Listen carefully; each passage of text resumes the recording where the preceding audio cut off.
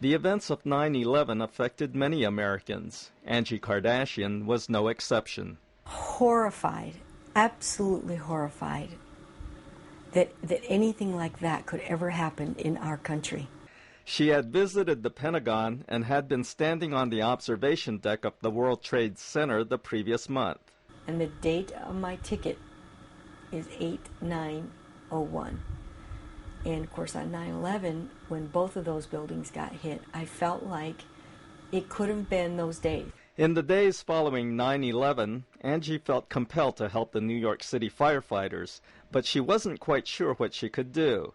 That was until an Orange County firefighter walked into her restaurant to order a pizza. In conversation with her, I just made a suggestion and said, well, you could always go cook for them. You know, I mean, that was her talent, obviously, and she was very good at it. And as I learned here real soon later after that, she took that to heart. So I went into the restaurant the next day, and I told my employees what I was thinking about doing, and I told them that I thought that I was going to sell the restaurant and go to New York. Soon after, Angie sold the restaurant she owned for 23 years to one of her regular customers. She then set her sights on New York City. Reactions from family and friends weren't quite what she expected. Oh, they thought I was crazy. My mother begged me not to go. I was surprised, especially when she told me it was all because of what I had said in our conversation that night when we were waiting for our food and discussing with her. Armed with her recipes and her video camera, Angie took off for the Big Apple in May of 2002. What started out as a 3-month journey ended up lasting almost 2 years. I cooked for 103 fire companies. Angie brought more than just meals to each firehouse. Her home video shows that she also brought comfort and laughter, things these firefighters hadn't known since 9/11.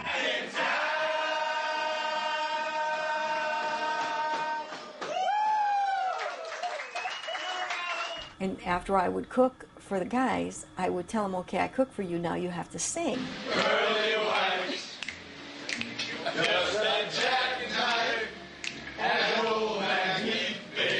Angie also taught them to dance the bunny hop. Now hop, hop, hop, hop, hop, hop. There you go.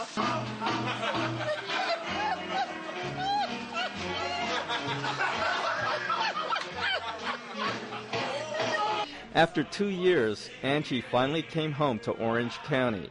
She brought back a room full of memories. Books, pictures, memorabilia, tributes, and souvenirs are scattered throughout her office.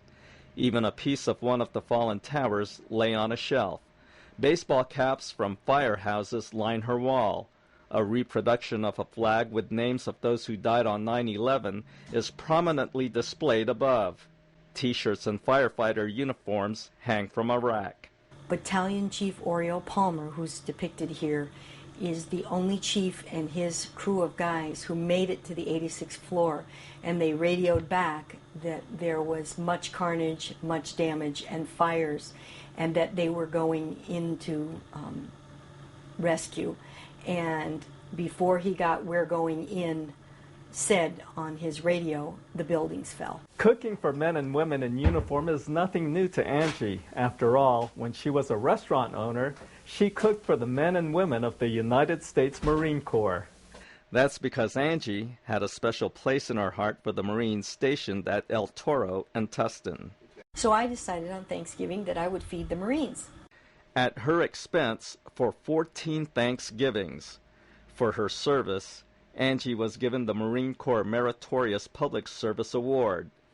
Today, she speaks about her experience to various groups. Her goal is to keep the memories of those who died that fateful day alive.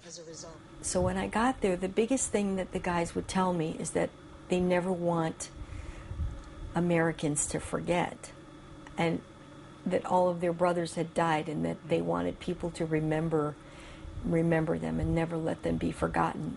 The firemen in the firehouses shared with me often and personally and asked me to be sure that we'd never forget. For Angie, there was never any doubt that she did the right thing. It was the best thing. It was the most rewarding thing. It was the hardest thing. I'm glad I did it. I'd do it again in a heartbeat.